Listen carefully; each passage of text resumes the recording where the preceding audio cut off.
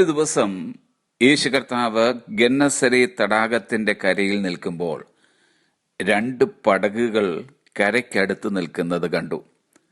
അവയിൽ മീൻ പിടിക്കാർ വല കഴുകുകയായിരുന്നു. ആ പടകുകളിൽ ഷീമോനുള്ളതായ ഒന്നിൽ കയറി കരയിൽ നിന്ന് അല്പം നീക്കുവാൻ അവനോട് ആവശ്യപ്പെട്ടു. എന്നിട്ട് യേശു ആ പടകിലിരുന്ന പുരുഷാരത്തെ ഉപദേശിച്ചു. സംസാരിച്ച് തീർന്നപ്പോൾ യേശു ഷീമോനോട് ആഴത്തിലേക്ക് നീക്കി മീൻ പിടുത്തത്തിന് വലയിറക്കുവീൻ എന്ന് പറഞ്ഞു. ഷീമോൻ അതിന് മറുപടി പറഞ്ഞത്, നാഥാ, ഞങ്ങൾ രാത്രി മുഴുവനും അധ്വാനിച്ചിട്ടും ഒന്നും കിട്ടിയില്ല. എങ്കിലും നിന്റെ വാക്കിന് ഞാൻ വലയിറക്കാം. അവർ അങ്ങനെ ചെയ്തപ്പോൾ പെരുത്ത മീൻകൂട്ടം കിട്ടി. ശിമോൻ പത്രോസിന്റെ അവസ്ഥയിലായിരിക്കുന്ന ചിലരെങ്കിലും ഇന്നുണ്ടാകാം. വലകൾ ശൂന്യമായിരിക്കുന്ന അവസ്ഥ, പരിശ്രമങ്ങൾ പലതും പരാജയപ്പെട്ട അവസ്ഥ, പലതും പരീക്ഷിച്ചു നോക്കി, എന്നാൽ സംഭവിച്ചതോ ശൂന്യത മാത്രം. അത് നിമിത്തം വളരെയധികം നിരാശകൾ അനുഭവിച്ചിട്ടുള്ള പലരും ഇന്ന് ഈ സന്ദേശം കേൾക്കുന്നുണ്ടാകാം. നിങ്ങൾ എത്രമാത്രം കഠിനമായി പരിശ്രമിച്ചു എന്ന് യേശുവിന് നന്നായി അറിയാം.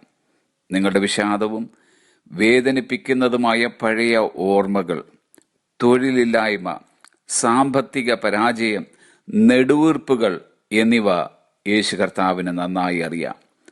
നമ്മുടെ അവസ്ഥ നന്നായി അറിയാവുന്ന യേശു കർത്താവ് ഇന്ന് ഒരു പരിശ്രമം നടത്തുവാൻ നമ്മെ ക്ഷണിക്കുന്നു.